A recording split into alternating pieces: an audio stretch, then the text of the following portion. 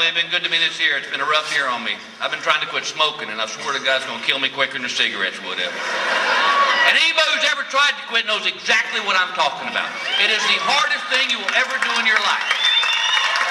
And people who've never smoked just don't get that.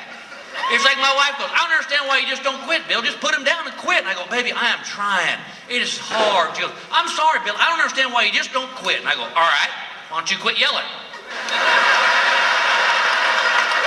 Because you can't. And I've tried everything. I tried the gum. I couldn't keep it lit. I tried the patches. They pulled the skin off my lips.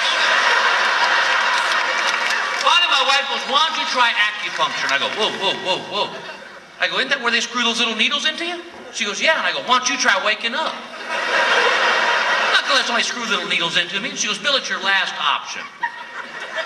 So he found this lady, her name was Dr. Chang. And I had one question for Dr. Chang. Anybody know what that question might have been? Does it hurt? She goes, oh, no, it no hurt. From a door 3 feet away from me, I hear a grown man go, ow, ow! I go, what was that? And she goes, oh, he big baby. I said, I'm a big baby. So the next thing I know, I'm lying on this bed in my underwear. She has screwed a needle into the top of my head, 3 in each earlobe, 1 in each pec, 1 in each shin, and 3 between each of my toes. And I'm lying on that bed thinking, dear God, I could use a cigarette right now. And I can hear her and her partner talking in Chinese, but I don't speak Chinese. And then they start laughing. I'm like, oh my God, they're filming this. So she comes in at the half-hour mark, and I think she's going to take the needles out. No, she puts a cotton ball on each of the ones on my legs, lights it on fire, and leaves the room. Well, now I'm freaking out, man, because all I can see is smoke drifting up from between my legs, and I cannot inhale it. Okie dokie.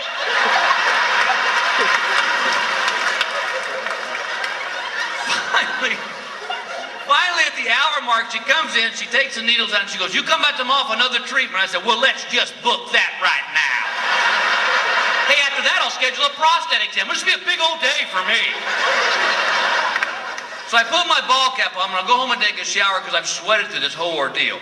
And I get home, I'm standing in the bathroom in front of the mirror, and I took my cap off, and I went, ow, ow! She left the needle in my head! And just when I thought I'd done the stupidest thing a man could do, I surpassed it. I took my wife deer hunting. Big mistake. I should have known there was going to be trouble.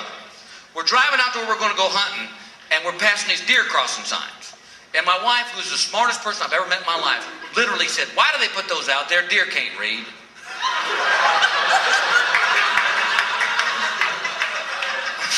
No, but they do recognize pictures of themselves. Here's your sign. Let me set the scene for you.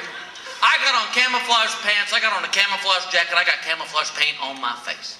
I have got a 1997 30-06 with a laser scope. She is in a yellow jogging suit, white tennis shoes, and she brought her purse. I'm here to kill a deer. She's going to take it shopping. Now, let me clarify something here. I'm not just a weekend bush hunter. I study deer. I know for a fact that there are over 60 different types of deer on this great earth of ours. One of them's called the muntjac. It's in Southeast Asia. It stands 20 inches high at the shoulders. It has no antlers, and when it gets scared, it gets real skittish. Where I'm from, that's a poodle.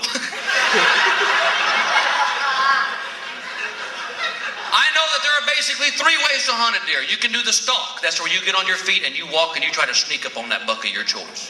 There is the stand hunt. That's where you sit in a tree and you wait for that buck to walk underneath you. There's the drive hunt. That's where you hit a deer with your truck.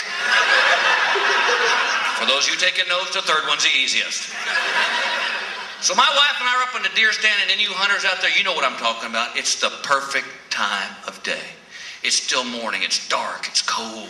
You're making steam with your breath. Off in the distance, a turkey gobbles as he wakes up for the morning.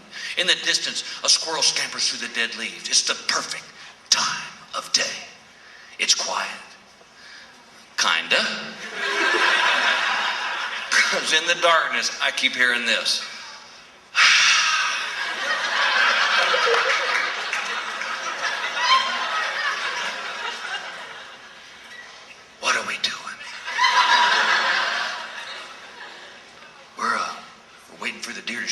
this, okay?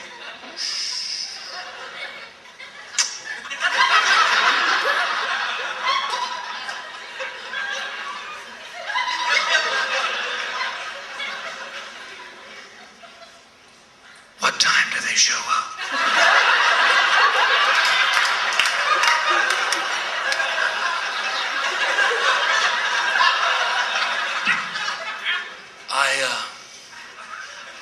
I don't know.